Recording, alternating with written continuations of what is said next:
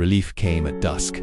Private Thomas Hawley watched as the new unit filed into the trench, fresh faces, cleaner uniforms, eyes not yet dulled by the mud.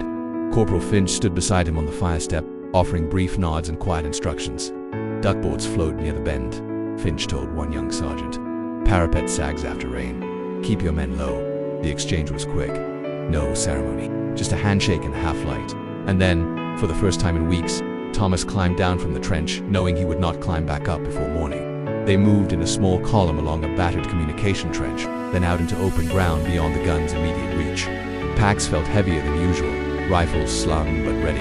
Miller walked ahead, muttering about real bread and real beds. Davies, limping slightly from old trench soreness, walked beside Thomas. R&R, Davies said, tasting the words. Sounds almost civilized. Finch gave a faint smile. Don't get used to it. They had just reached a sunken country road when the first shell screamed overhead. It landed short, bursting in a field to their right. Dirt geysered skyward. Down, Finch shouted. The second shell came faster. Thomas threw himself into the roadside ditch, landing hard in cold water and dead reeds. Around him, bodies dropped in a tangle of khaki and gear. The air cracked and roared as artillery found the road, explosions walking steadily toward them. The world became noise again, metal shrieking, earth tearing open, fragments slicing through hedges and trees. Thomas pressed flat into the ditch, helmet dug into mud. Finch lay beside him, one arm thrown over his head. Calm even now. Random fire, Finch shouted over the chaos. They're not hunting us, just a road. A shell burst closer than the rest. Something whipped through the air with a vicious hum. Then came a sharp cry. Thomas turned. Davies was clutching his leg, face drained wide beneath streaks of dirt. Blood darkened his trouser leg just above the knee. Miller crawled to him immediately. Hold still, hold still. Another explosion rocked the ditch, but the barrage was already drifting past them, shells falling farther down the road. The worst of it rolled onwards like a storm unwilling to linger. Gradually, the thunder thinned, the silence returned in ragged pieces. Finch was the first to rise to a crouch. He scanned the fields, and then looked down at Davies. Where's it hit?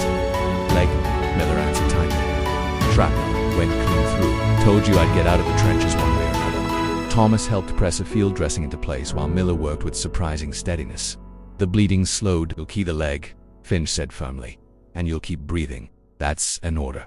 Davies nodded, jaw clenched. A passing medical wagon was flagged down once the guns fell quiet for good. Miller volunteered to escort Davies to the casualty clearing station, refusing to leave him to strangers.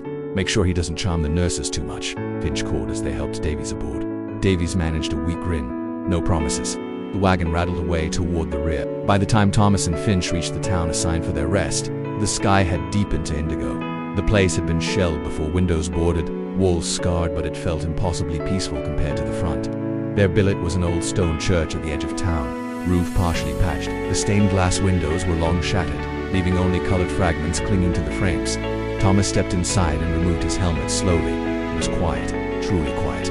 No guns, no whistles, just the faint echo of boots on worn stone. Finch chose a place near what had once been the altar and sat down with a heavy sigh. Thomas lay back on his rolled blanket, staring up at the broken rafters. Through the gap where glass had once glowed with saints, he could see the night sky. For the first time in weeks, the earth did not tremble beneath him. Davies will be all right, Thomas said quietly. Finch nodded, and Miller will see to it. They settled into the stillness with the rest of the men, the ruined church holding them gently in its cracked stone walls. Tomorrow would come and the guns would call them back. But for that night, beneath broken saints and open sky, they rested.